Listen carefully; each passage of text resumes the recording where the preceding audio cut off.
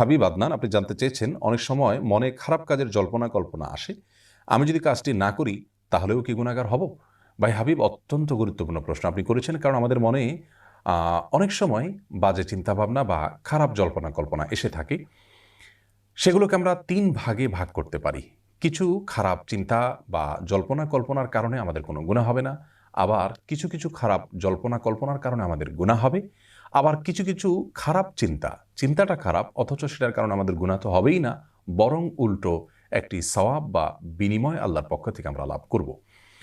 প্রথমত, যেই খারাপ চিন্তাভাবনা বা জল্পনা কল্পনার কারণে আমাদের কোনো গুনাহ হবে না, সেটা হলো আমাদের অনিচ্ছা সত্ত্বেও যদি মনের ভিতরে কোনো বাজে চিন্তা চলে আসে, আল্লাহ সম্পর্কে বাজে চিন্তা চলে আসলো বা অন্য কোনো খারাপ চিন্তা চলে আসলো, কিন্তু আমি ইচ্ছাকৃত আনিনি, হঠাৎই আমার মনে সেটি চলে এসছে, মাথায় চলে আসছে, সঙ্গে সঙ্গে আমি যদি সেই চিন্তা থেকে নিজেকে সরাবার চেষ্টা করি, অন্য দিকে আমি মগ্ন হওয়ার চেষ্টা করি, তাহলে ইনশাআল্লাহ এর কারণে কোনো গুনাহ হবে না।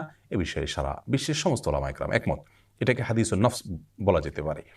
অর্থাৎ মনে কোনো বাজে চিন্তা এসেছে, উদ্রেক হয়েছে, আপনি ইচ্ছাকৃত আনেননি, কিন্তু যখনই আপনার মনে পড়েছে সঙ্গে সঙ্গে আপনি সেই জায়গা থেকে সরে আসার চেষ্টা করেছেন, এর কারণে কোনো গুনাহ হবে না।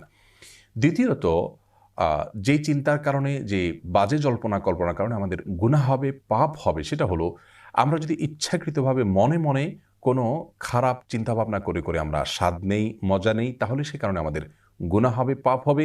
যেমন কোনো পরনারী বা হারাম কোনো দৃশ্য, এটাকে নিয়ে আমরা মনে মনে জল্পনা কল্পনা করলাম, বা মনে মনে কেউ যদি তাকে নিয়ে বাজে চিন্তা করেন এবং মনে মনে তার সাথে জেনা করেন বা জেনা করার চিন্তাকে অন্তরে তিনি জাগ্রত রাখেন, তাহলে সেক্ষেত্রে তার কারণে তার গুনাহ হবে। এ বিষয়ে মুসনাদে আহমদ এবং সুনান আবু দাউদে একটি হাদিস বর্ণিত হয়েছে, যার ভাষ্য এরকম: আল আইনু তাজনি ওয়াল কলবু ইয়াজনি, জিনাল আইনি আন নজর ওয়া জিনাল কলবি আত তামান্নি। যার অর্থ হলো, মানুষের চোখও জেনা করে, তার মনও জেনা করে।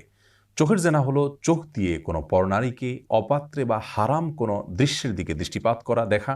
আর মনের জেনা হলো মনে মনে কোনো নারীকে নিয়ে বাজে চিন্তাভাবনা করা, মনে মনে জেনা করা, মনে মনে জল্পনা কল্পনা করা, বা মনে মনে জেনা করার আগ্রহ বা খাহেশ এটা লালন করা। তাহলে এই ধরনের বাজে চিন্তাভাবনা এবং জল্পনা কল্পনা অন্তরে কেউ করলে ইচ্ছাকৃতভাবে, তার কারণে তিনি গুনাহগার হবেন।